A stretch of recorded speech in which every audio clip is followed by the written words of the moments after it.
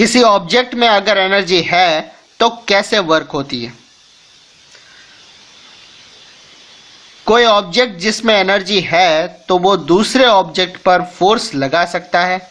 जब ऐसा होता है तो एनर्जी पहले ऑब्जेक्ट से दूसरे ऑब्जेक्ट में ट्रांसफर हो जाती है। दूसरे ऑब्जेक्ट क्योंकि कुछ एनर्जी गेन करते हैं इसलिए कुछ वर्क कर सकते हैं और इस तरह ये मूव कर सकती है। इस तरह पहले ऑब्जेक्ट में वर्क करने की कैपेसिटी है। इसका मतलब ये हुआ कि कोई भी ऑब्जेक्ट जिसमें एनर्जी है वो वर्क कर सकता है। इसी तरह ऑब्जेक्ट में एनर्जी को उसके वर्क करने की कैपेसिटी के रूप में मापा जाता है। इसलिए एनर्जी का यूनिट वही है जो वर्क का है, यानी कि जूल। एक जूल वर्क करने के लिए जरूरी एनर्जी 1 जूल होती है। कभी कभी एनर्जी के बड़े यूनिट यानी कि किलो जूल का उपयोग किया जाता है। 1 kilo joule is equal to 1000 joule के बराबर होता है। 11.2.1 फॉर्म ऑफ एनर्जी। लकीली जिस वर्ल्ड में हम रहते हैं उसमें एनर्जी डिफरेंट फॉर्म्स में प्रोवाइड होती है। वेरियस फॉर्म्स में potential energy, kinetic energy, heat energy, chemical energy, electrical energy and light energy. Think over it. आप कैसे जानेंगे कि कोई एंटिटी यानी कि सत्ता, कोई ऑब्जेक्ट जिसका अस्तित्व है वो फॉर्म ऑफ एनर्जी है? अपने दोस्तों और टीचर से डिस्कस करें। जेम्स प्रोस्कॉट जूल एक आउटस्टैंडिंग ब्रिटिश फिजिसिस्ट था। आउटस्टैंडिंग से एक इंसिडेंट मैं आपके साथ शेयर करना चाहूँगा। हमारे स्कूल में कुछ बच्चों को बाहर रखा गया था, क्लास के बाहर खड़ा कर दिया था। तो मैं वहाँ से निकला और स्टूडेंट से पूछा कि देखिए मुझे कोई सरप्राइज नहीं हो रहा है कि आप बाहर खड़े हो। तो उन्होंने कहा सर क्यों मजाक कर रहे हो, एक तो हमें बाहर खड़ा कर दिया है।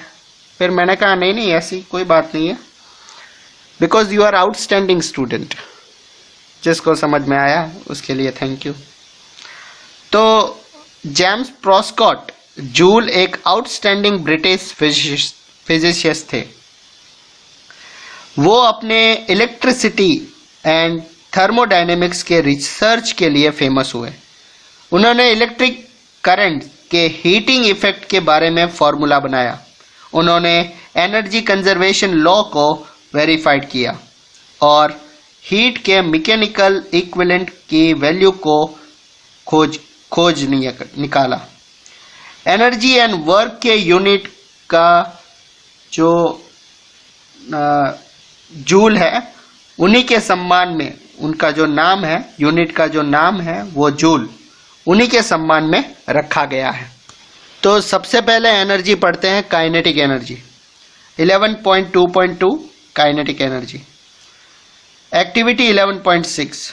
एक हैवी बॉल लीजिए, इसे रेत की मोटी परत यानी कि क्यारी पर गिराइए।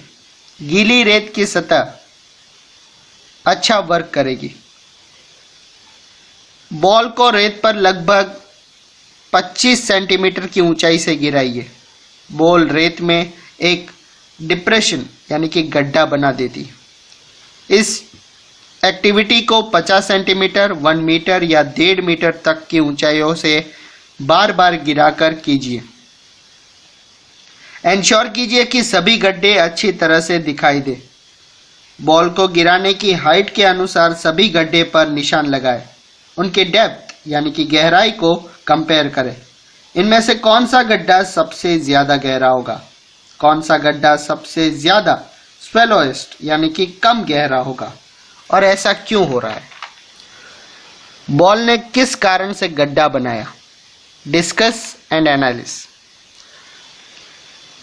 एक्टिविटी 11.7 दी गई है।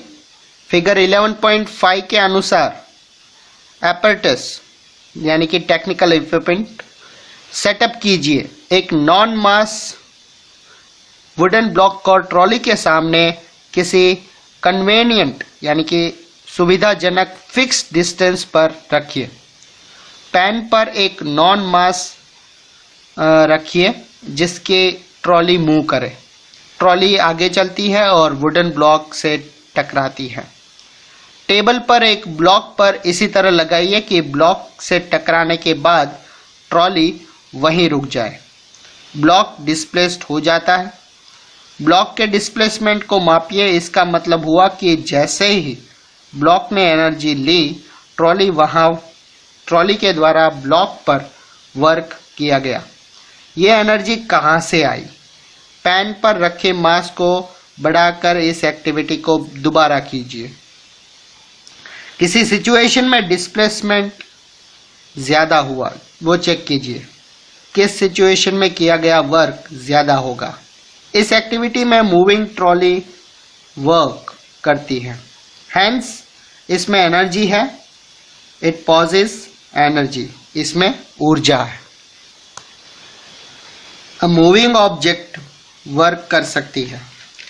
एक तेज चलता ऑब्जेक्ट अपने रिलेटिवली धीमे चलते हुई ऑब्जेक्ट से ज्यादा वर्क कर सकती है। A moving bullet, blowing wind, a rotating wheel, a speeding stone, ये सभी वर्क कर सकते हैं। बुलेट टारगेट को पियर्स यानी कि पंक्चर भेद पाती है। बढ़ती हुई हवा विंडमिल्स की ब्लेड को कैसे घुमा पाती है। Object in motion possesses energy. We call this energy kinetic energy. A falling coconut, a speeding car, a rolling stone, flying aircraft, flowing water, blowing winds, a running athlete, etc. सभी में kinetic energy होती है। In short, किसी object में उसकी motion यानी कि गति के कारण मिलती एनर्जी को काइनेटिक एनर्जी कहते हैं। किसी ऑब्जेक्ट की काइनेटिक एनर्जी उसकी स्पीड के साथ बढ़ती है। किसी मूविंग ऑब्जेक्ट में उसकी मोशन के कारण कितनी एनर्जी होती है।